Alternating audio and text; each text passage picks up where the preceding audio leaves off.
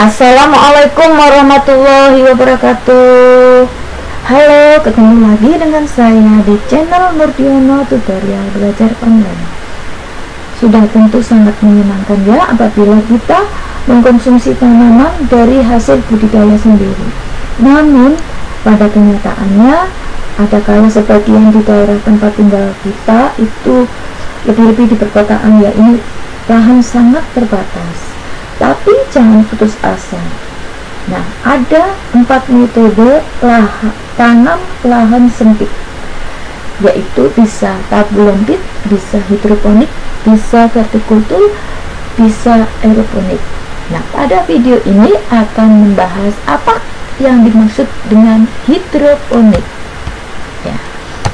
Hidroponik adalah budidaya tanam tanaman dengan memberdayakan air sebagai media penyedia hara bagi tanaman dan menekankan penumbuhan kebutuhan nutrisi untuk tanaman. Ada 9 alasan hidroponik ini menjadi teknologi alternatif dalam berkebun. 1. Pengerjaannya mudah, pemakaian air pupuk lebih efisien dan efektif. Kemudian jika ada tanaman mati, ini bisa langsung diganti. Yang keempat, serangan hama dan penyakit gampang dikendalikan. 5. Ramah lingkungan, bila dijual harga produk lebih tinggi. Kemudian tumbuh lebih cepat, tidak mengenal musim, sebagai solusi untuk mengatasi masalah tanah dan keterbatasan lahan. Oke, nah bagaimana cara menanam tanaman hidroponik? Ada 4 tahap ya. 1. Penyemaian benih. 2. Kemudian dilanjut dengan penyiapan media tanaman. Yang berikutnya pemberian nutrisi, perawatan sampai panen. Nanti 4 tahap itu nanti akan ada dibuat video sendiri-sendiri ya. Nah, yang berikutnya alat dan bahan yang diperlukan. Ada benih sayuran, misalkan sawi, kangkung, bayam merah, sawi pagoda, samhong dan sebagainya. Nampan, tusuk gigi ini sudah tidak asing lagi ya, tentunya kalian ini alat familiar, tentunya kalian tahu. Nah, yang ditekankan di sini adalah media tanam dalam hidroponik itu ada sekitar 7. Ada sabut kelapa, ada hidroton, ada rohul, ada oasis kubus, ada perlit, kerikil, dan serat kayu. Nah, ini gambarnya.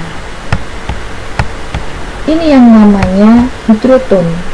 Hidroton itu adalah salah satu jenis media tanam hidroponik berupa bulatan lempung yang dibakar, berukuran seperti kelereng. Hidroton ini sangat baik sebagai media tanam karena dapat menyimpan kandungan air dengan baik, bersih, pH netral dan stabil, serta memiliki aerasi yang cukup baik.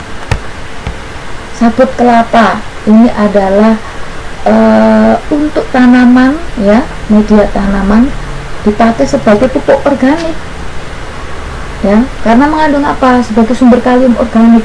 Karena apa? Sabut kelapa ini mengandung unsur kalium dan punya fungsi lain. Sabut kelapa bisa melindungi benih. Yang berikutnya adalah namanya rohul. Apa itu rohul? Adalah sekumpulan serat berbentuk busa yang terbuat dari lelehan batu gunung berapi seperti batu basalt. Media tanam ini ramah lingkungan. Kelemahannya adalah pH-nya tinggi, maka kalau mau dipakai itu perlu direndam dulu. Yang berikutnya adalah oasis kubus. Ini mirip ya dengan rohul, perbedaannya adalah pada warnanya dan harganya lebih terjangkau. Kemudian dapat digunakan fase perkecambahan dan pembibitan. Yang berikutnya adalah perlit. Perlit adalah kaca vulkanis yang relatif banyak mengandung air. Perlit umumnya terbentuk dari hidrasi batuan obsidian. Perlit merupakan media tanam bebas tanah yang memiliki tingkat retensi oksigen terbaik dari semua media tanah. Yang berikutnya adalah ini tidak asing lagi tentunya bagi kalian, yaitu kerikil. Ini dipakai media hidroponik biasanya untuk pemula, tetapi sebelum dipakai harus dicuci dulu. Yang berikutnya adalah sabut serat kayu. Ini menjadi media yang bagus serta efisien untuk media hidroponik. Yang berikutnya adalah alat dan bahan pindah tanam atau penyapihan. Ada net pot dan kain flanel. Bisa kalian perhatikan, kain flanel ini yang warna hijau itu bisa diganti dengan kain bekas seperti kaos itu. Yang penting kainnya itu bisa menyerap air. Ini kan tujuannya untuk menyerap air. Nah, net potnya itu ini yang sudah dipasang dengan kain flanel, dan ini net pot yang sudah diberi kain flanel dan ada tanamannya ya, dari hasil penyemaian yang sekitar usia sudah kurang lebih 5 hari. Penyapihan. Nah, penyapihan itu, tanaman itu dimasukkan ke dalam net pot.